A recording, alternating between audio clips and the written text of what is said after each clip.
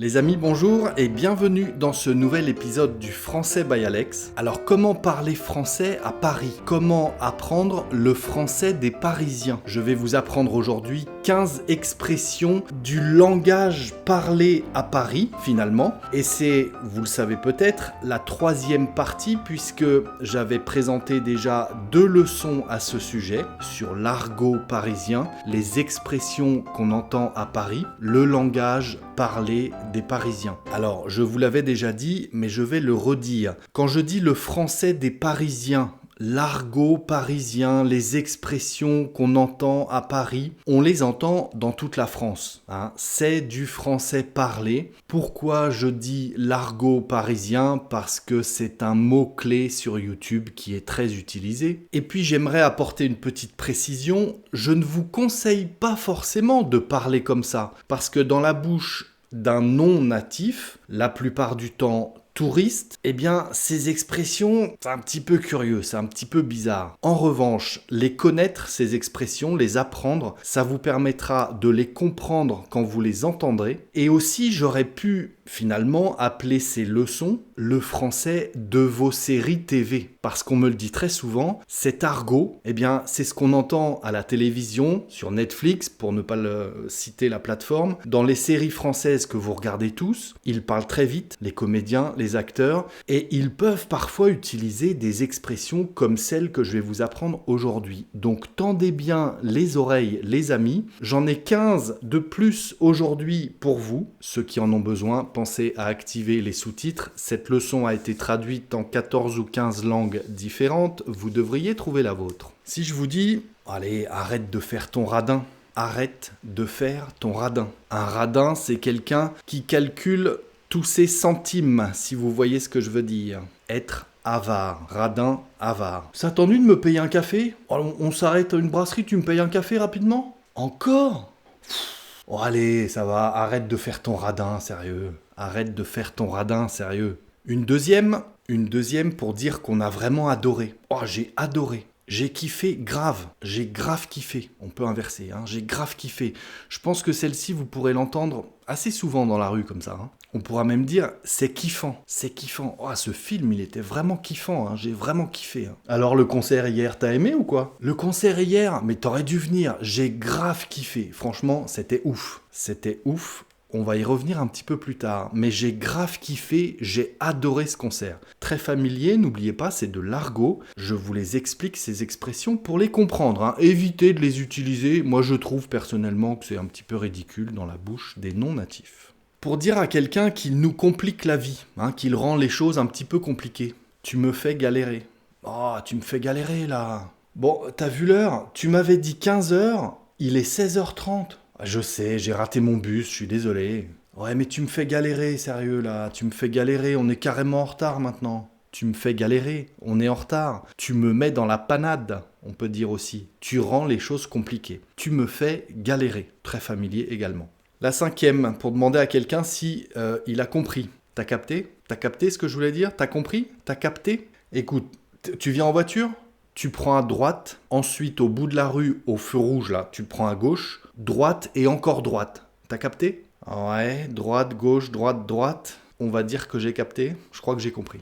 J'ai capté, j'ai compris. Bon, t'as capté ou quoi? Je pense que j'ai capté. Merci, j'ai compris. Une cinquième pour dire que quelque chose est incroyable ou délicieux, par exemple. C'est une tuerie. Une tuerie. Ça tue. C'est une tuerie. Très familier encore. Pas vulgaire du tout. Juste très familier.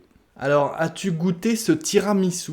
Ah, tu m'étonnes que je l'ai goûté. C'est une tuerie. Franchement, c'est une tuerie, le tiramisu. Je le recommande vivement. C'est une tuerie. Il est trop bon, délicieux, incroyable. Une tuerie. J'ai pris l'exemple du tiramisu, mais ça fonctionne pour tout. Pour dire que c'est incroyable ou délicieux ou extraordinaire, enfin qu'on adore, quoi. Une sixième pour dire que quelqu'un est complètement fou. Eh ben là, c'est du verlan. C'est un ouf. Non, mais c'est un ouf, lui. Il est complètement fou. C'est un ouf. Alors attends, il a sauté dans la piscine depuis la terrasse de l'appartement? Mais c'est un ouf, lui. Il est complètement fou. C'est hyper dangereux en plus. C'est clair, c'est un ouf. Il est complètement ouf, ce mec. Il est ouf. Il est fou. Il est malade. Il est ouf. C'est un ouf ce mec, on peut dire. Non mais c'est un ouf ce mec. Une septième, pour dire qu'on a traîné un peu dans les rues ou dans les centres commerciaux toute la journée. On a traîné comme ça, qu'est-ce qu'on peut dire? On a zoné. On a zoné. J'ai fait un peu le zonard. J'ai zoné toute la journée. Ça veut dire que j'ai traîné un peu comme ça en marchant, sans but précis, sans trop savoir où j'allais. J'ai zoné dans le centre-ville ou dans le centre commercial. Mais t'as fait quoi hier du coup? J'ai zoné toute la journée. Non, franchement, j'ai pas fait grand-chose. J'ai zoné toute la journée. Je suis allé traîner. Je suis allé marcher, comme ça, sans trop savoir pour qui, pourquoi, où j'allais. J'ai zoné. Une huitième pour dire que ça fait longtemps. Juste dire ça fait longtemps. Oh mais ça fait longtemps. Ça fait un bail. Un bail. Comme un bail de location, un contrat de location. Hein. Ça fait un bail. Ça fait très longtemps. Eh mais comment ça va toi? Ça fait longtemps qu'on s'est pas vu. Mais carrément, ça fait un bail. Ça fait plaisir de te voir. Ça fait un bail. Ça fait carrément longtemps. C'est pas trop familier. Vous pourriez presque l'utiliser celui-ci. N'hésitez pas. C'est pas trop familier. C'est pas vraiment de l'argot. C'est une expression de français parlé. Ça fait un bail. Pour dire ça fait longtemps. Une neuvième, pour dire que quelque chose est fini, c'est joué d'avance, c'est perdu d'avance, on dira. C'est plié, plié, comme une feuille de papier qu'on plie, c'est plié. Ça veut dire, c'est fini, il n'y a plus d'espoir, c'est joué d'avance, c'est perdu d'avance. Non mais là c'est plié, c'est fini. Hein. Ah mais t'as pas encore commencé à travailler sur ton devoir pour demain ? Bah non, mais là c'est plié, franchement, je vais avoir 0, c'est trop tard, j'ai fait n'importe quoi. Franchement, c'est plié, c'est perdu d'avance. C'est plié, c'est perdu. On peut dire ça aussi pour le sport. Un match, par exemple, une équipe perd 3-0 au football, par exemple. Hein. Le football à l'européenne, hein, le soccer. 3-0 avant la fin du match. Et on va dire le match est plié. C'est impossible que l'équipe qui perd marque 4 buts en 3 minutes. C'est impossible. Donc on va dire le match est plié. Il est joué d'avance. C'est perdu d'avance pour eux, en l'occurrence. C'est plié. Une dixième pour dire que c'est pas terrible. Hein, la litote, très utilisée. C'est pas terrible. Qu'est-ce qu'on va dire? On va dire encore une fois, c'est pas ouf. Hein, c'est pas fou, mais c'est pas fou, elle n'existe pas vraiment cette expression. On va l'utiliser avec le verlan du mot fou, donc ouf, c'est pas ouf, pas terrible. Non, franchement, rien d'extraordinaire, c'est pas ouf. Hein. Bon, t'as aimé le film hier ou pas alors finalement? Franchement, c'est pas ouf. Non, j'ai pas adoré, j'ai pas kiffé, c'est pas ouf. Le film n'est pas ouf. Hein. Franchement, il est pas ouf ce film. Hein. Un peu déçu, ouais, un peu déçu. C'est pas ouf, pas ouf du tout. La 11e, pour dire que quelque chose est pénible, lourd, ou, excusez du mot familier et vulgaire, mais chiant. Quelque chose qui est chiant. Et chiant, désolé, c'est pas élégant du tout, c'est vulgaire, mais on l'entend très souvent aussi, hein, c'est chiant. Ou quelqu'un qui est chiant, qui est chiante. Qu'est-ce qu'on va dire pour dire que quelque chose est lourd, pénible, chiant, ennuyant? C'est relou. En fait, c'est le verlan de lourd. Oh, c'est lourd, c'est relou, c'est ennuyant, pénible.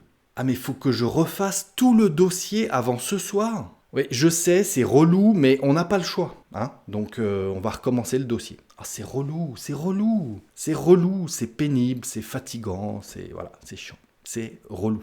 Une 12e, pour dire que quelqu'un, par son arrogance, hein, il se la pète, il frime. Hein, il est tellement arrogant, c'est insupportable. On va dire, il fait le malin. Il fait le malin. On va manger le E de le. Il fait le malin. Ça veut dire qu'il est tellement arrogant avec les autres.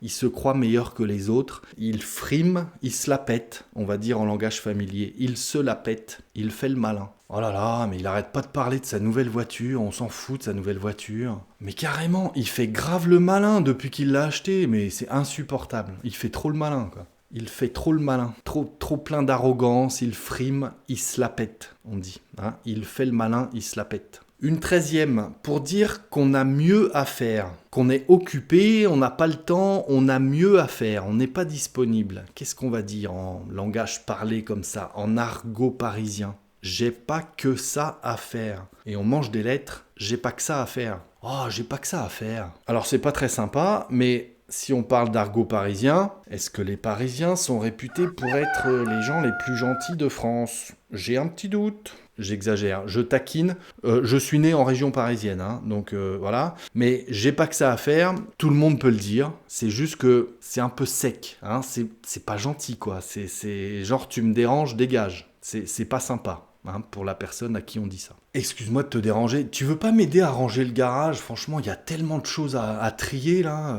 Sérieux? Mais j'ai pas que ça à faire, moi. J'ai plein de boulot sur l'ordinateur. Oh non, mais j'ai pas que ça à faire. J'ai pas que ça à faire, je suis occupé. Comme je vous disais, pas très gentil, parce que ça sous-entend que non, j'ai même pas quelques minutes à t'accorder pour t'aider. Hein, j'ai pas que ça à faire, j'ai d'autres choses plus intéressantes à faire. Bon voilà, on peut l'entendre, c'est pas très sympa, mais bon, j'ai pas que ça à faire. Une 14e pour dire que c'est un mensonge, c'est faux, vous n'y croyez pas à ce que vous venez d'entendre, on va dire c'est du pipeau, c'est du pipeau. C'est un mensonge, c'est faux. Ce ne sont que des mensonges, c'est du pipeau. Comme l'instrument, la petite flûte, hein, le pipeau, c'est du pipeau. Mais il a dit qu'il avait un diplôme d'ingénieur quand il a postulé. Ouais, bah laisse tomber, c'est du pipeau. Le mec, il a fait aucune étude, il a aucun diplôme. Non, c'est du pipeau tout ce qu'il a raconté. C'est du pipeau, il a menti à l'entretien en fait. Hein. C'est du pipeau, tout ce qu'il a raconté, c'est du pipeau. Allez, une dernière encore, pour dire que quelqu'un frime encore, hein, pour qu'il se la pète, qu'il parle trop, qu'il se vante trop, hein, qu'il se met toujours en avant et au-dessus des autres et blabla. Comment on va dire? On peut dire il se la pète, comme je vous ai dit, mais là on va dire il se la raconte. Infinitif, se la raconter. C'est une expression, hein, cherchez pas à traduire littéralement. Se la raconter, ça veut dire se vanter. Avec arrogance, hein, frimer, se la péter, se croire meilleur que les autres, hein, se la raconter. Oh là là, qu'est-ce qu'il se la raconte celui-là? Assez curieux à conjuguer, hein, mais c'est du français parlé, c'est de l'argot, on peut l'entendre celle-ci. Non mais t'as vu sur les réseaux sociaux là, il a posté 15 stories de lui en 5 minutes à la salle de musculation et tout. Ouais, mais carrément, j'ai vu ça. Comment il se la raconte, ce mec? Laisse tomber. Il se la raconte, c'est un truc de fou. C'est un truc de fou comme il se la raconte. Voilà, les amis, tout ça, c'est du français parlé, c'est de l'argot parisien. Ce sont des expressions à connaître qu'on entend très souvent, mine de rien, et je vous le disais, même dans vos séries télé. Donc n'hésitez pas à essayer de les retenir, ces expressions, et de les apprendre. Merci en tout cas d'être resté jusque-là, et si vous en voulez encore, je vous invite à me suivre dans cette leçon. À très bientôt les amis, ciao.